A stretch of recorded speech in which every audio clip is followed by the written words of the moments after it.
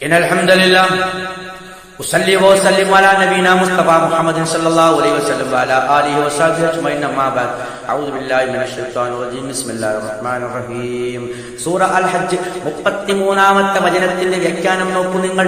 അല്ലാഹു സുബ്ഹാനഹു വ തആല വിശദീകരിക്കുന്നു, ലക്കും നിങ്ങൾക്കുണ്ട് ഫീഹാ അതിൽ ആ ബലികർമ്മത്തിലുണ്ട്, ഫീഹാ അതിലുണ്ട് മനാഫിഹു അതിൽ നിങ്ങൾക്ക് ഉപകാരമുണ്ട്, ഇലാ അജലിൻ മുസമ്മ ഒരു പറയപ്പെട്ട നിർണയിക്കപ്പെട്ട ഒരു അവധി വരെ, ഒരു പറയപ്പെട്ട അവധി വരെ നിങ്ങൾക്ക് അതിൽ ഉപകാരമുണ്ടെന്ന് പറഞ്ഞാൽ എന്താണ്?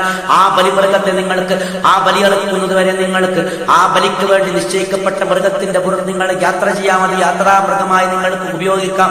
അത് മാത്രമല്ല അതിന്റെ പാല് കറന്നെടുത്തുകൊണ്ട് നിങ്ങൾക്ക് കുടിക്കാം. ഇതൊക്കെ അനുവദനീയമാണെന്നാണ് അല്ലാഹു സുബ്ഹാനഹു വ തആല പറയുന്നത്. അങ്ങനെയുള്ള ഒരു മതവിധി നമുക്ക് പഠിപ്പിച്ചു തരികയാണ്. ഉമ്മ പിന്നെ മഹല്ലുഹ അതിന് അനുവദിക്കപ്പെട്ട സ്ഥലം, അതിന് ആ ബലിയെറുക്കേണ്ടതിന് അനുവദിക്കപ്പെട്ട ആ സ്ഥലം ഏതാണ്? ഇലാ ബൈത്തുൽ അതീഖ് ആ പുരാതന ഭവനത്തിങ്കിലേക്കാണ്.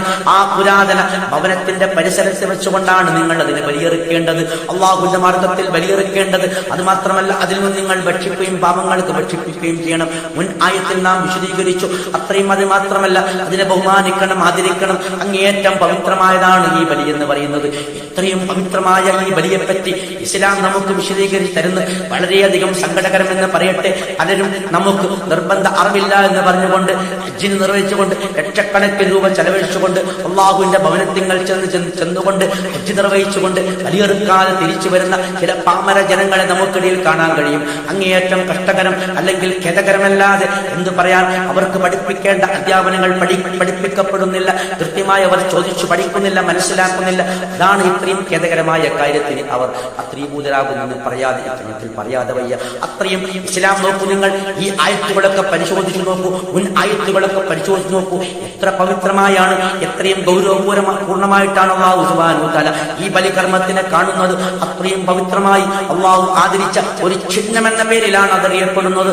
ഇത്രയും മഹത്വകരമായി അറിവ്, അത് നിർബന്ധ അറിവായാലും അല്ലെങ്കിൽ സുന്നത്തായ അറിവായാലും ഐച്ഛികമായ അറിവായാലും നാം അത് നിർവഹിക്കണമെന്നാണ് അല്ലാഹു സുബ്ഹാനഹു വ തആല നമ്മോട് കൽപ്പിക്കുന്നത്. ഒരിക്കലും നാം ഹജ്ജ് കർമ്മത്തിന് പോയിക്കൊണ്ട് അറുക്കാതെ മടങ്ങി വരാൻ പാടില്ല എന്നുള്ള കൃത്യമായ ഒരു സൂചനയാണ്, സതുപദേശമാണ് ഇത്തരം ആയത്തിൽ കൂടി നമുക്ക് നൽകുന്നത്. നാം ഒരിക്കലും പരാജിത കൂട്ടത്തിൽ പെടാൻ പാടില്ല.